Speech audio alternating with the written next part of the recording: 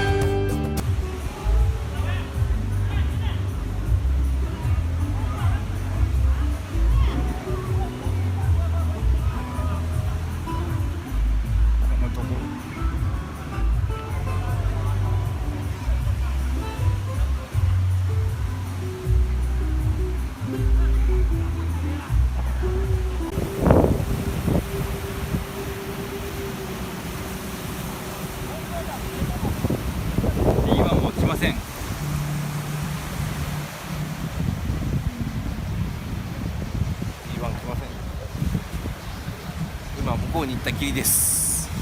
多分でも11時に現れるっていうことになったんで、現れた。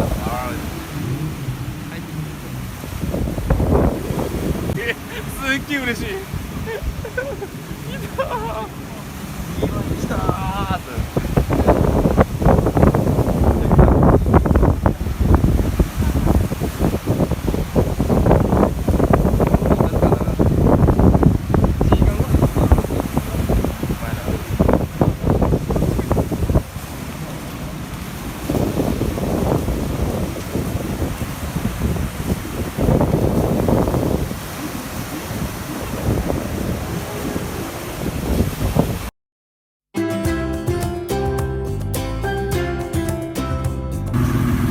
タイの LINE の集計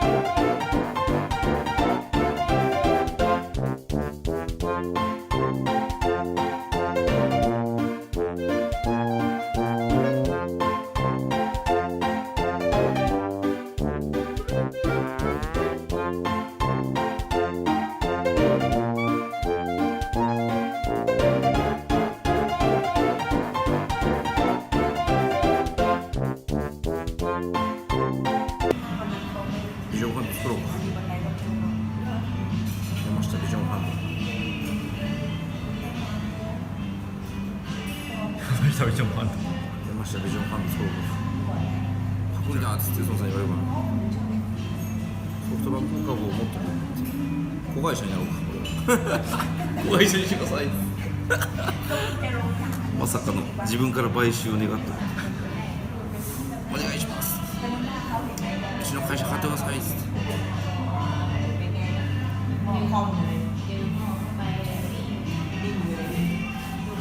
大企業と政府から買い取ってもらえないんです。買い取ってもらえただでもいいんだよ。ただでもいい。いいね。よし、4日目かいな今日。4日目の朝です。おはようございます。おはようございます。1、2、3、4、5日目やろ。1、2、3、1、2、3、4、5日目だ。5日目。どう？5日目の朝です。バンコク、パタヤ、サメット、そしてまたパタヤ。帰ってきました。結構いろいろ今回の旅行でも反省点が、マッサージは2時間すると逆に疲れる。